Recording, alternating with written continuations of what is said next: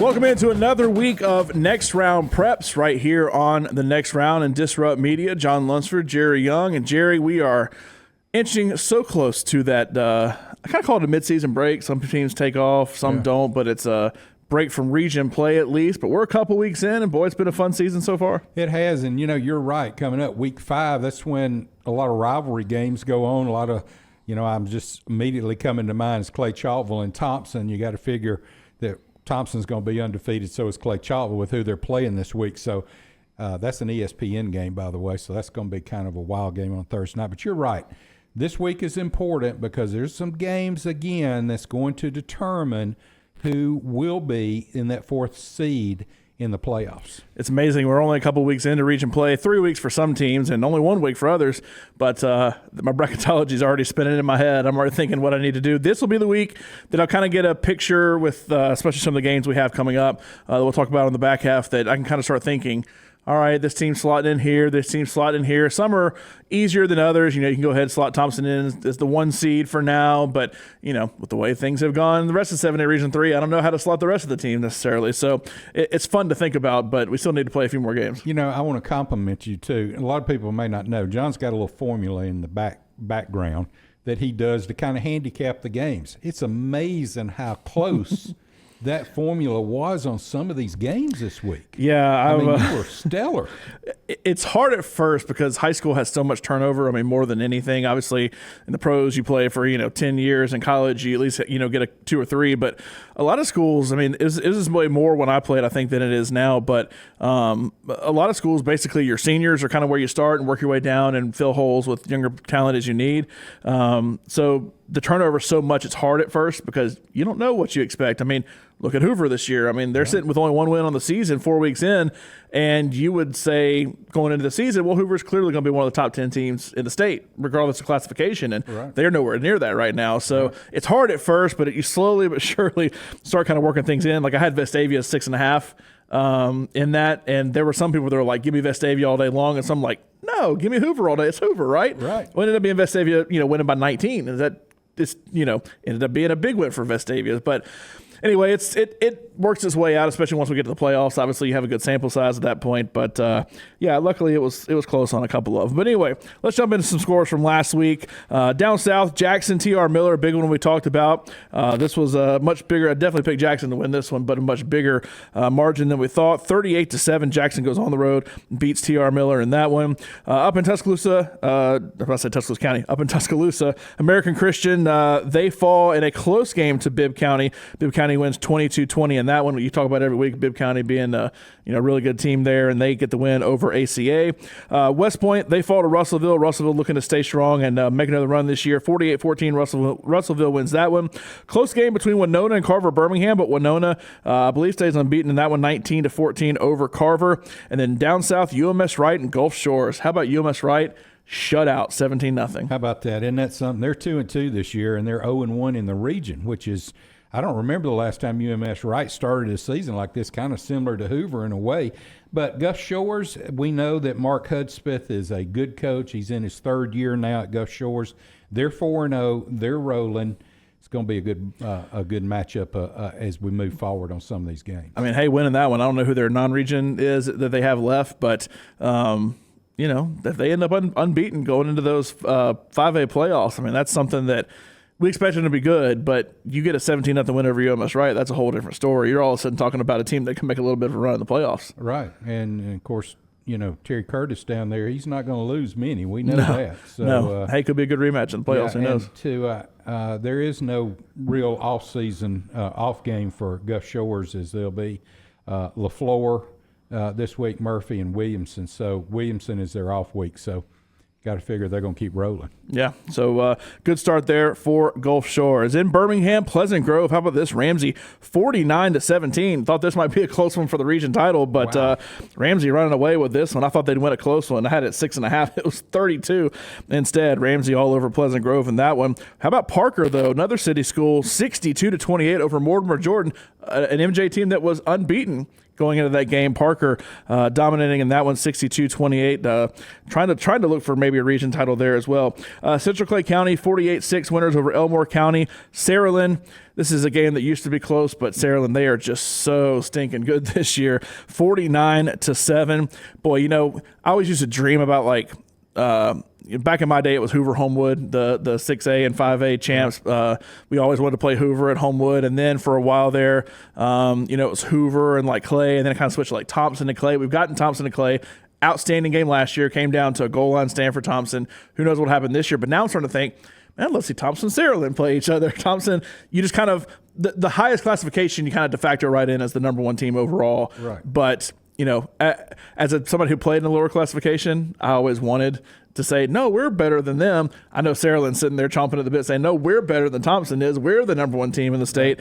They sure look like it the way they play. And we need to go ahead and just say, on this show, hey, HSAA, I think it's the athletic director's division of that is who picks the Champions Challenge every year. How about let's put Thompson and Saraland in a preseason game? And the stud players for both teams are coming back next year, too. That's right. So let's go ahead and make that happen next year down at Crampton Bowl. All right, Clay Chaltville, the other team I mentioned in there, they beat Pinson Valley 41-0. Once again, a rivalry game that didn't mean much. That'd be much close. It's always closer. It's always a one touchdown game. Clay Chaltville's tough. Outside of the Bo Nix times, I wrote the whole Nix family. Outside of that, Clay has been by far and away the better team, but still usually have close games in this one, but Clay wins at home 41-0. Pelham and Briarwood, interesting matchup here. I had Pelham winning in a close one, but hey, Briarwood pulled it out 28-21. Yeah, Briarwood started off, 0-2. Yeah. And so we were kind of down on Briarwood, like what in the world's going on? And we thought that one of those two games they should have won, but they didn't even hardly get on the board those first two games. Now they come back and win a couple. And then you look at Pelham. They're 0-1 in the region, which is not unusual for them, but they're a better team this year.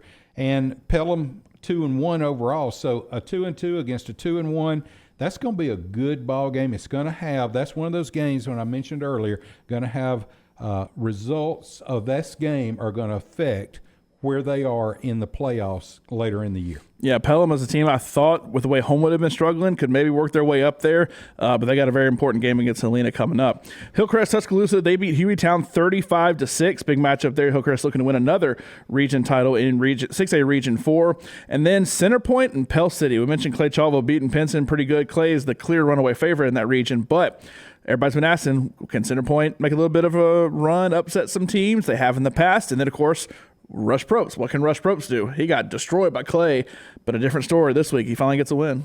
He does, and, congratulations to him. I know the whole town of Pell City is awful excited. However, I am shocked at that score. I really am. I thought this would be one game that George Bates would have them ready to play, and they were. I mean, it wasn't a runaway or anything, so to speak, but, man, George Bates got a good football team. That's a shocker to me. But congratulations to Pell City. That's the one. The old formula didn't quite work out. A few X factors there. Number one, Centerpoint, really solid team. George Bates has done a good job. They've been a regular playoff team and win playoff games the last few years. Pell City has not been good. Pell City, I kind of liken Pell City to Colorado. The way Colorado is with Deion Sanders this year, they won one game last year. Everybody said, they're bad. It doesn't matter. They're going to lose every game. But then you get a new dynamic coach in there who completely changes things up, and they start winning football games. I kind of expected that with Pell City. They start off 0-3, albeit against good teams with Moody Leeds and Clay Chaltville. But hey, if Rush Probst could have the transfer portal, can you imagine? Right now. Well, that's a whole different story. The jokes you can make on that one. But, I know it. But anyway, I had Centerpoint winning big in this one in the old formula. But kudos to Pell City. And, Rush Probst is an X factor that he obviously is very, very successful everywhere he goes for one reason or another. And getting a big win there, 24-16. Up north, Muscle Shoals getting a big win over undefeated Athens, 66-28. Muscle Shoals looking to win a region title up there again as well. Hewitt-Trussville all over Tuscaloosa County. Tuscaloosa County kind of being brought back down to earth. The first loss they have on the field, they had to have the forfeit situation against Bessemer City, which is a whole different thing we could get into. But Hewitt-Trussville taking it to Tuscaloosa County, 42-7. Hewitt seems to be right now, I guess maybe second, third, kind of then Vestavia. That'll kind of decide that spot right there. But Hewitt-Trussville trying to make some noise, especially after losing pretty bad to Central Phoenix City when things started off. Prattville, as we move to that region with Central Phoenix City, Prattville falling to Dothan 59-24. I know Dothan's been playing good, but that's a blowout. Well, they went to double overtime with, who was it, Central Phoenix City. Yep. That's the only loss they've had. And Prattville, on the other hand, the only win that they've had is against Smith Station, who is really bad this year, just to put it bluntly. So, I expected Dothan to win, but wow, 59 points on a Prattville team, that's hard to believe. It is. I had let's see what I have. I had Dothan by a touchdown, and it being 5 touchdowns instead. So kudos to Dothan there. Central Phoenix City, they beat Opelika. A little bit of a closer game maybe than expected. Central won 28-18. We saw Opelika first game of the season against Thompson. Thompson beat them pretty good. The way Central beat Hewitt-Trussville, I was thinking, hey, this may be a year for Central Phoenix City to get to the Super 7 and give Thompson a run for their money. But, a little bit of a closer game here against Opelika maybe than we expected, 28-18. The big game here in the Birmingham area, though, Vestavia, 26-7 over Hoover. Hoover and Spain Park last week in a close game, 28-20. Hoover pulled that one out. We saw Spain Park in person. We went with Thompson to play Spain Park. They won 55-14. It was a blowout. It was typical what you expected. But it was bizarre coming off that Hoover game. So you thought, okay, is it Hoover being bad or is it Spain Park being good? Well, I think we know now Hoover, they're struggling a little bit. They are, and I saw a post on social media that says we're working every day to get better, hang in there with us, So I read into that post that, some grumbling evidently in Hoover, but no. But 1-3? I mean, my goodness. Yeah, 1-3. They're 1-1 in the region, and it doesn't get any easier for Hoover. As I mentioned, they had to play Hewitt-Trussville is one of the teams floating right there. They got to play Hewitt this week. We'll talk about that coming up here in just a second after you tell us about one of our great sponsors. But it was a rough week, a rough start for Hoover, and they got to try to work and figure things out. How about this? Shepherd Equipment and Disposal is one of our new sponsors this year. You can reach them at 205-704-0408. And they do a numerous amount of things. They can tear down an old deck. They can get rid of an old shed. They bring dumpsters in. They'll clear it out for you. You can rent a dumpster, put it on your property. They have weekly and monthly rates. How about this? You need some land cleared. You need a road built across your land, maybe some slag laid on it. That's who you call. So it's Shepherd Equipment and Disposal. You can find them on the web at shepherdequipment.com or give them a call at 205-704-0408. All right, when we get back, we will move into what is officially week 4, but the third week of region play for most teams. And boy, we have some good games coming up. We'll also get to our Milo's Player of the Week as well, right here on Next Round Preps. Have you or a loved one been diagnosed with mild cognitive impairment, which is brain changes that are starting to interfere with your life? Did you know researchers have proven that these brain changes can be slowed down or reversed in many people that routinely exercise their brain? At the Care and Thrive Foundation, we specialize in helping you understand the specific areas of the brain that have changed and develop a brain health plan, including cognitive exercises, adaptive approaches, and helpful technology to proactively stay ahead of your brain wellness. Visit www.careandthrive.org for more information. We've partnered with Who Is Coffee to create the Next Round Blend, available in light, medium, and dark roast. 100% Arabica beans. Specialty coffee roasted on demand, available in whole bean or ground for drip pods. Espresso and coarse ground for French press. Go to nextround.store to get a link to pre-order today. Everyone that pre-orders will be entered to win a prize pack with coffees, shirts, hats, and tumblers. Nextround.store for the Next Round Blend.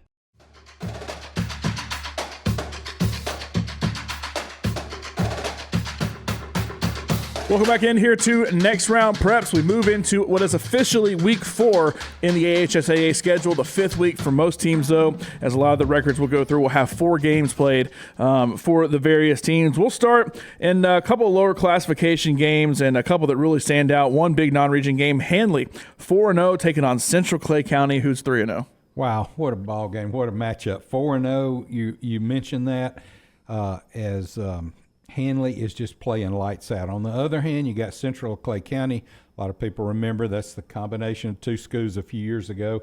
That was a rivalry in itself, one of the longest ones in the state, by the way. But this game right here is rapidly becoming a rivalry. This game, last year, Hanley won 26-15. Okay, and why is that important? Because that was only their third win of this series. Every other time, Central has beat them 8 times. So I don't know, John. You can flip a coin. I'm not sure where you got them ranked as far as your formula, but I think I'm going to have to go with Central Clay County. Yeah, Central beat Ben Russell. That's a rivalry game they play there against them. Went to Alexandria, beat them early in the season, and that's a step up in classification for them as well. What was it, Clay County and Lineville that got merged together for those correct. two? Yes. And so, still not huge classification-wise, but they were able to step up in classification, get that win over Ben Russell. But yeah, Central Clay County, I have them about a 5.5 point favorite in this one. So Okay. I do imagine it'll be a close game, and definitely can tell a lot about these two teams before they move back into region play. One of the things that impressed me about Hanley so far in this 4-0 run that they've done, they've hung up some points. 55 against St. James, 32 against Jacksonville, 41 against White Plains, and 22 against Valley. So their offense is obviously clicking.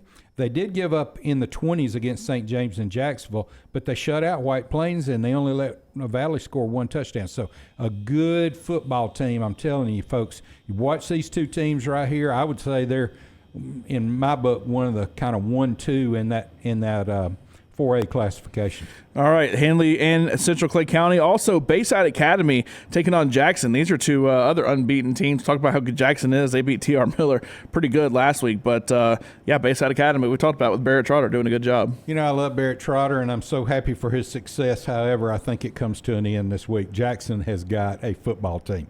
They're 3-0. They only met one time, and Jackson beat them 30-10 last year. I'm going to go out on a limb and say this. Looking at the regions, I did a little studying on both of them. I think the winner of this game is going to win this region.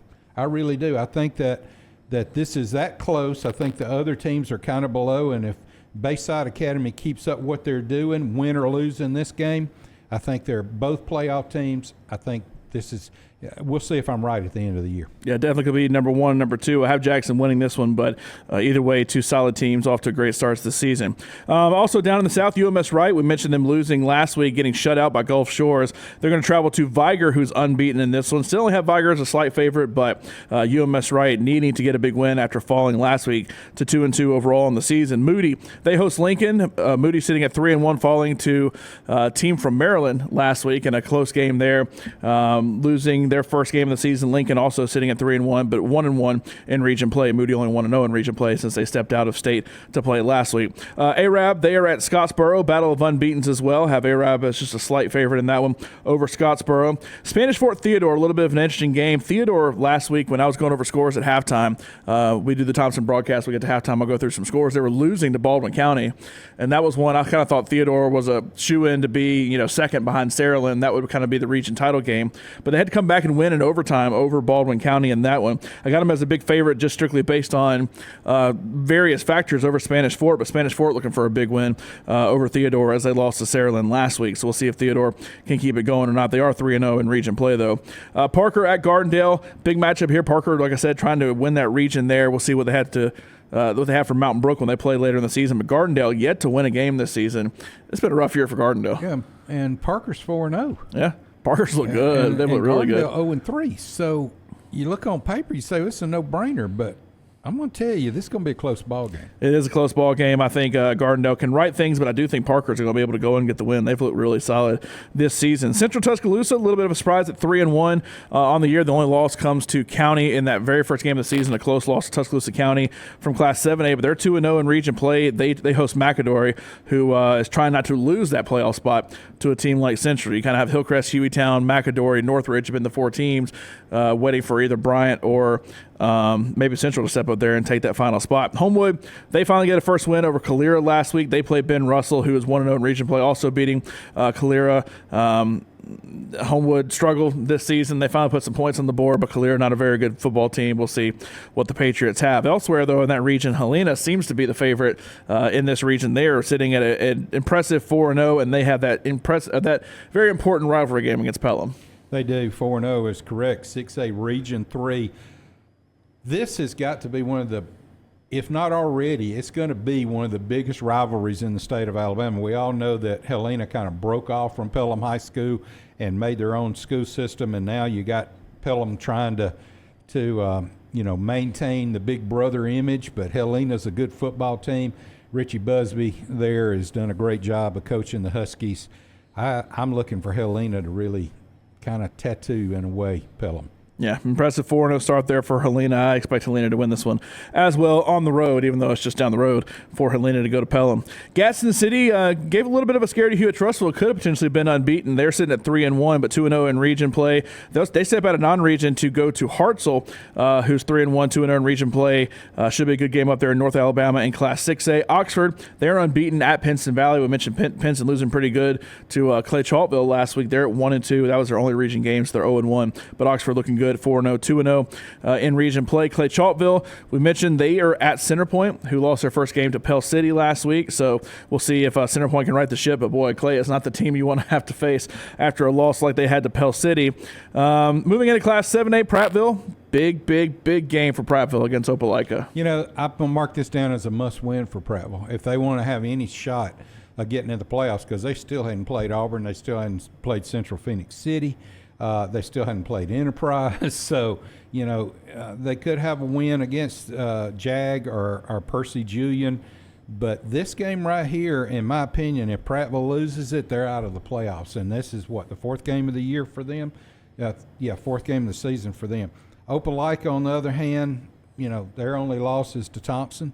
They've been playing good football. So, I don't know. Sometimes Prattville – and I said that Opelika's got 2 losses. They lost to Central Phoenix City last week. But I've said this about Prattville before. It's like when their back is against the wall. I remember last year they just had, I don't even remember who it was. They just had to win a ball game, and they did.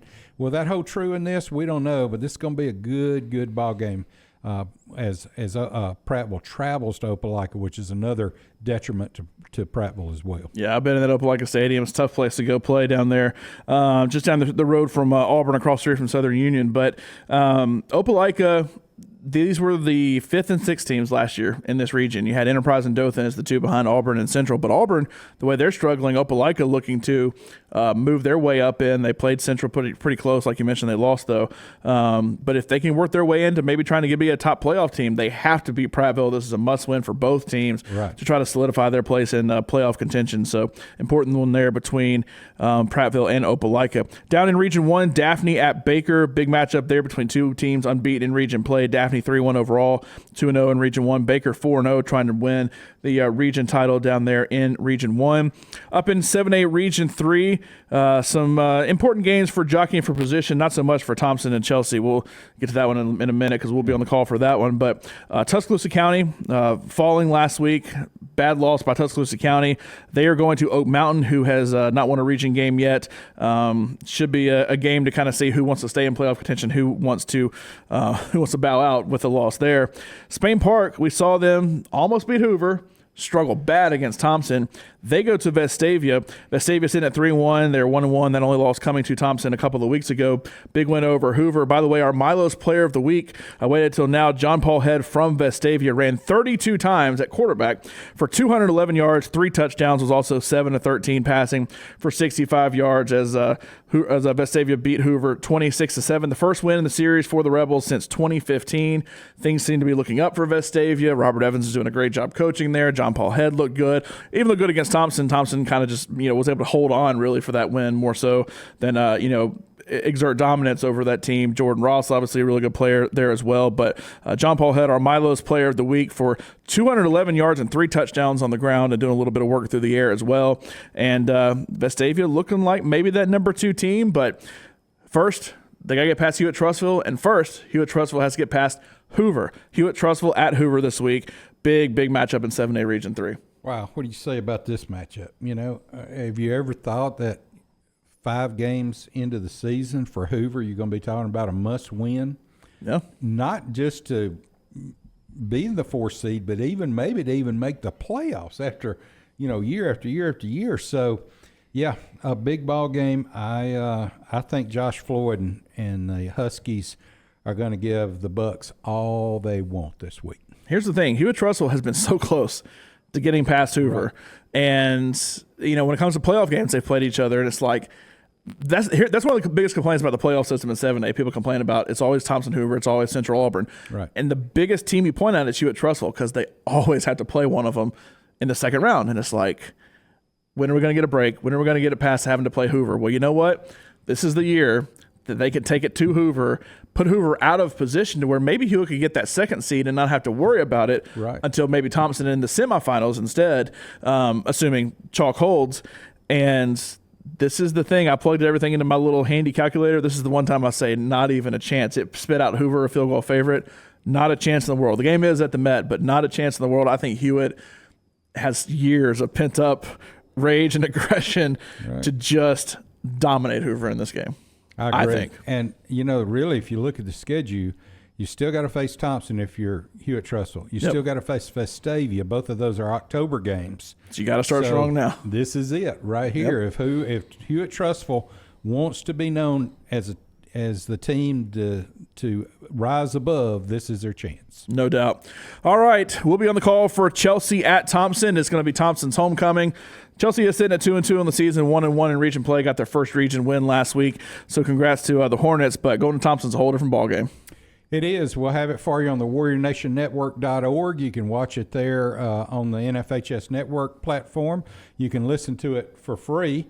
And John and I are also part of a pregame show that's pretty cool where we pick some winners of about 10 games every week. And so if you'd like to watch that, you can go to Thompson Athletics Facebook page. We go on there at 6 o'clock before all of that game. So it's kind of interesting. So I'll just throw them a little plug out there as well. College Game Day has nothing on us. That's right. We have it for high school. So if you love listening to this podcast and you love hearing breakdowns of all the games, we'll have it for you Friday night.